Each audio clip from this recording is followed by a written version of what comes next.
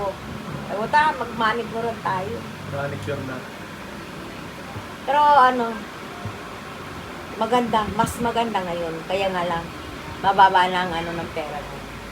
Kaya talaga kailangan Pero pag mga village, at saka yung mga, kagaya sa Ayala, yung mga... Yeah, Ayala nga itong pinapli ako. Big time ka doon, big time ka. Ayala Land Corp. Isa lang, makapagbenta ka lang ng mga party ko. Kasi karamihan, di ba, gumagawa sila ng mga Condo, yung mga ganun. mga Ang office. mga kondo, ang isang lang pala, yung isang kwarto lang. Wow, 30,000 pala. Yung renta. Yes. Dyan sa BGC renta. Pride ta. Talaga bahay, 30. Kasi kung nga yung presyo ng condo dyan, Ayala na. Dyan, grabe, mahal ng bahay. Kailangan talaga rich ka. Talagang million ang pinag-uusapan pag lupa pa. Ay, oo. Pero sa inyo, halo pati bahay? May bahay pwede? Ayala lang yun eh. So, most probably mga condo or Pag mga kondo, mahal. office. Mga opisina, gano'n. Gagawin. Ano na kung ang location yan, Ortigas, Makati, itong BGC, mga prime location, mga business Mga private. Mas mahal yun. Big time ka, isang business ka lang. Sabihin mo ka mo, talagang tuloy-tuloy na yun. Kaya lang yung mga kakilala, siyempre connected din. Si Plana, gano'n. Sa amin kasi yung benta yun.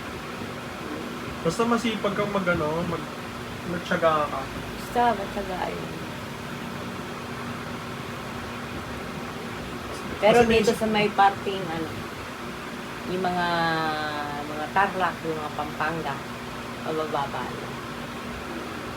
Pero yung kaibigan ko si Lux, yung kasama natin sa may isang bahay. Bumili siya ng bahay sa Pampanga, nasa Magkano? village yun eh, nasa may Village din. 1.9. Mura yun. Mura pa kasi nga. Pero after 20 years, nade-develop na rin yung Pampanga eh. Kasi nakita namin yung mga doon sa Clark. May mga mall na rin eh. May mga na rin talaga. Para naging syudad na rin siya. Syudad na. So, Kaya ilang dekada lang yun. Mataas yun, mataas. Tataas pa Kasi yung di ba, hindi yung kasi di ba Pampanga is laging laging may baha, may ganda rin, langhar. Hindi, yung, sa sila eh, sa Angeles sila eh. Angeles. Kasi Wala may nga, lugar na bundok mababa nga dun eh. dyan sa Malapit sila sa ano bang bundok yun? Arayat ba yun? Arayat. Mataas. Mataas na lugar. Overview. Makikita mo yung Arayat. Kasi meron kasi Pampanga is nilulubog. Oo. Malapit sila sa Mabalacat. Lalo na yung malapit doon sa sa Lahar. Yung sa Yung Vulcan. Pasubik na yun eh. Pasubik. Oo, naku po, nakakatakot doon. Kinabangha lagi. Oo, kasi nadaanan namin yun nung nag-bus kami. Papunta sa, yun nga, sa Zambales. Pag yung inatake yung doon, yung Vulcan, patay ka. Oo. Pero yun, Arayat, ibig sabihin mataas yun. 1.9 niya nabili. Ngayong last year niya ata nabili yun, or this year. Tingnan mo lang yung doon sa Arcangel. Noong 1994, alam mo ba kung magkano ang lote doon? 80,000. Ngayon kaya, magkano na kaya yan?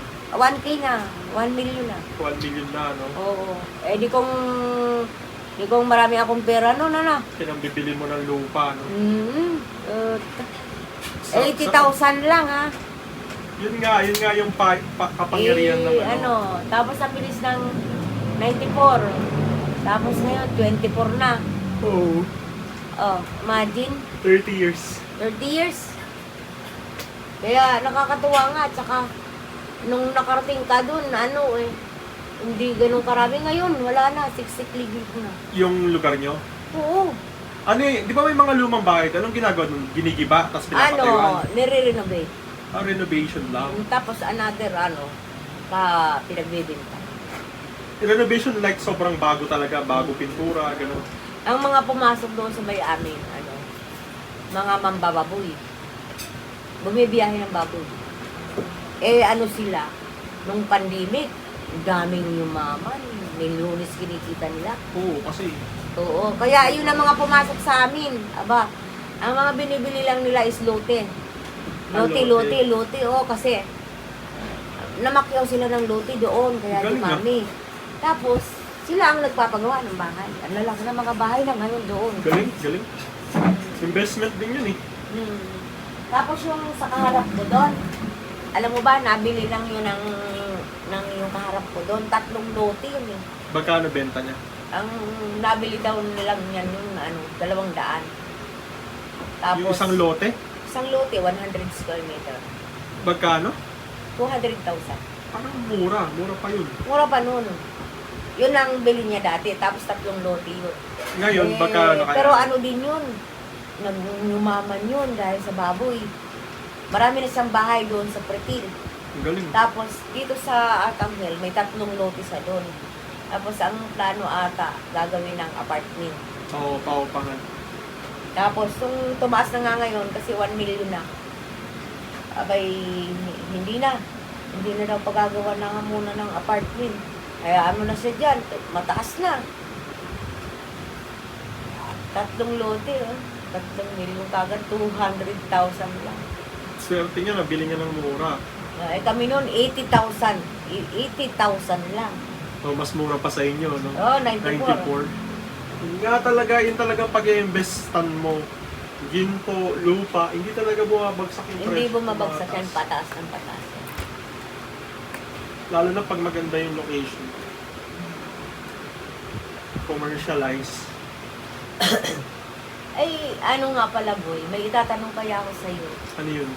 Yung tungkol doon sa lote ko, ano bang dapat to? Yun nga, nakwento sa akin yun ni Mama. Ma, yung kape, Ma! Sa Bicol yun, di ba? Oo. Ma! Kape! Kapi daw. Hindi na pa eh. Gusto mo ng stevia? Ano May yun? stevia ako dito, bigay ni Andy. May 4 na piraso. Yeah.